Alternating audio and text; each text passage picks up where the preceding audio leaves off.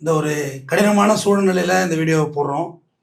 முதல்ல வளைகுடா நாடுகளில் இருக்கும் எனது அருமை தமிழ் சொந்தங்களுக்கும் இந்திய உறவுகளுக்கும் இந்த வீடியோ சமர்ப்பணம். பத்திரமா இருங்க. செய்திகளில் வர்றது எல்லாமே பயமாக இருக்குது. அந்த அளவுக்கு போர் முகம் சூண்டு விட்டது. எல்லாம் வான எல்லையை மூடிக்கிட்டாங்க. இனிமேல் எந்த ஃப்ளைட்டும் இல்லை. நிறைய பேர் சோசியல் மீடியாவில் வீடியோ போடுறீங்க, துபாயில் இருந்தோம், கர்த்தார் பகுதியில் இருந்தெல்லாம். உண்மைதான், ஜாக்கிரதையாக இருங்க. இன்னும் எத்தனை நாளைக்கு இந்த வலைதளங்கள் செயல்படும் அப்படிங்கிறதும் தெரியல. ஏன்னா முடக்கிடுவாங்க. இணையதளத்தை முடக்கிறது தான் முதல்ல போருடைய யுக்தியாகவே கையாளுவாங்க.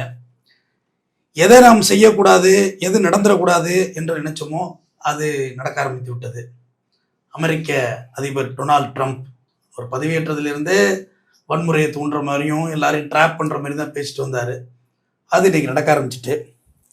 அதாவது அமெரிக்கா இஸ்ரேல் ரெண்டு பேரும் ஒன்று சேர்ந்துக்கிட்டாங்க ஈரான் அடிக்கிறதுக்கு. ஆல்ரெடி ஈரானுக்கும் இஸ்ரேலுக்கும் உள்ளது அது பழைய பிரச்சனை.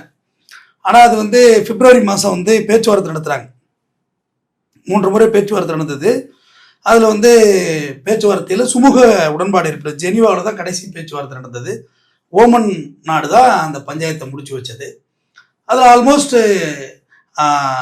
அணு ஆயுதங்கள்லாம் எங்கள்கிட்ட இல்லை, அணுசக்தியெல்லாம் எங்கள்கிட்ட இல்லை, அந்த மாதிரி ஐடியாவும் இல்லைங்கிறத ஈரான் சொன்னாங்க. ஆனால் அமெரிக்கா எங்களை ஒரு 5 நிமிஷத்தில் எங்களை அழிக்கிற அளவுக்குலாம் அவங்கள்ட்ட சக்திகள் இருக்குது அப்படின்னு பொதுவாக அவங்க சொன்னது.